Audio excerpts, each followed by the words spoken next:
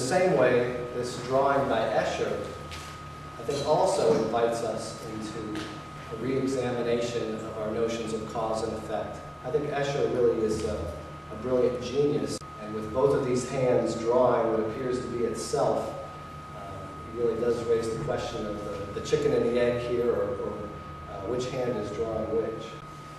Now, with perspectival observation, I also have an actually brilliant cartoon followed by an Escher drawing.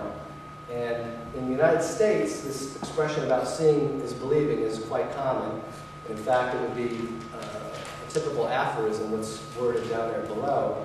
In fact, if you don't read that carefully and you're used to it, you might trigger the regular aphorism in your mind, which is, I wouldn't have believed it if I hadn't seen it. But in this cartoon, he's actually interchanged the two words about seeing and believe. And the quote is that I wouldn't have seen it if I hadn't believed it.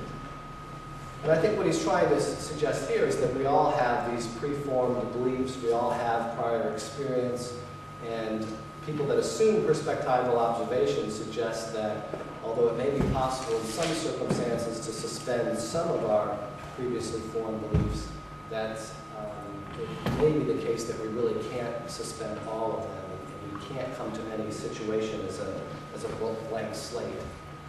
I think one of my favorite examples of this is found in Ian Mitroff's book, The Subjective Side of Science.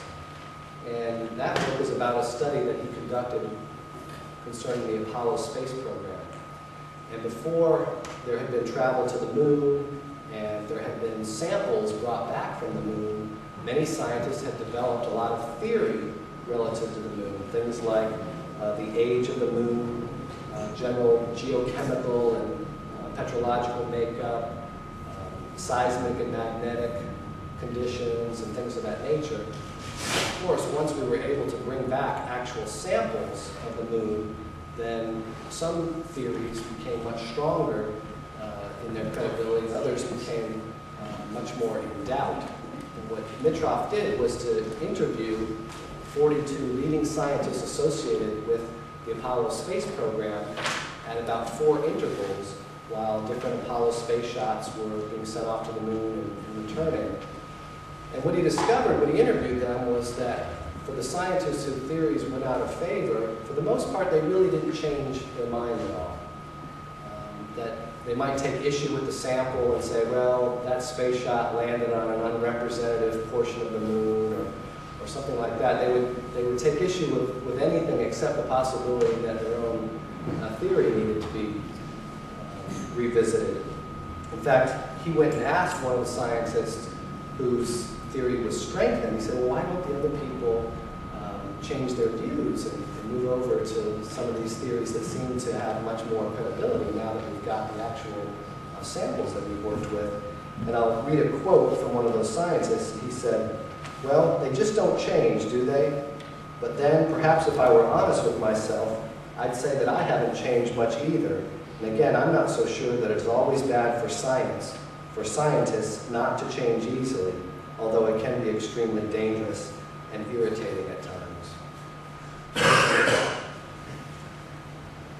The Escher drawing that I've included here about perspectival observation, I think asks us to consider an additional feature of perspectival observation. For those who make that assumption, they will contend that in many situations, particularly in the social sciences, it just isn't possible to engage in some sort of inquiry or observation of the phenomenon without, to some degree, influencing or changing the phenomenon under observation.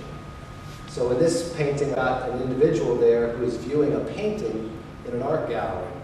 But the interesting feature of this painting is that it is of a city or a villa that contains an art gallery, and it contains the man who is viewing the painting in the art gallery. So this man's act of observing has actually brought him into the painting, and if he were, for example, to lift one of his arms, that would change the painting that he is viewing.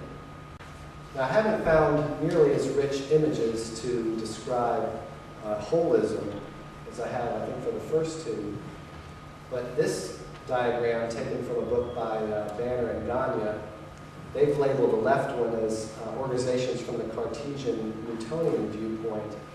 And I think what this image does make clear is that from that perspective, the foreground is really the exclusive focus. But on the right-hand side, the more holistic perspective, you have both the foreground and the background. It includes the context, it includes the environment. Now, what I'd like to do at this point is that there may be some people who would think that all this talk about philosophical assumptions is just the kind of ivory tower discussion that takes place in academic meetings like this. So I'd like to provide a couple of examples where a change in worldview assumption would result in a dramatically different real-world situation. So in problem solving, and both of these examples are going to come from my area of business and management. In problem solving, a very typical approach in an organization would be to bring together a group of people who represent different functional areas in the organization and have them try to specify and bound the problem as carefully as possible, and then to recommend a solution to either the senior executive who's over whatever area that the problem covers, or the top management team, if you will. And sometimes that works, but more often than not, it doesn't. And the reason why it doesn't is that, firstly, it's usually very difficult to deal with any single problem like that in isolation. Normally, people would have left off some interdependencies that would be important or would be obvious to the person in that top executive role or top executive team. And oftentimes it leaves out some people that might be constituents to the problem as well. So the people at the top, when they get these solutions or recommendations, they often find that they're overly simplistic or otherwise lacking in some way. So instead, and this comes from some of Dr. Akoff's work, where he's written about mess management, which is a continuous balancing and navigating of complex, interrelated messes, not problems, so that you're not putting together these ad hoc tiger teams and so forth, and not trying to deal with the problem in isolation. A second example comes from one of my own book chapters about organizational communication. And what I point out in that chapter is that if you look at almost any textbook on business communication, they always emphasize this, what I refer to as this information exchange model of communication. They always have a little diagram where it shows person A, and you see person A's head, and inside there's this little idea brewing.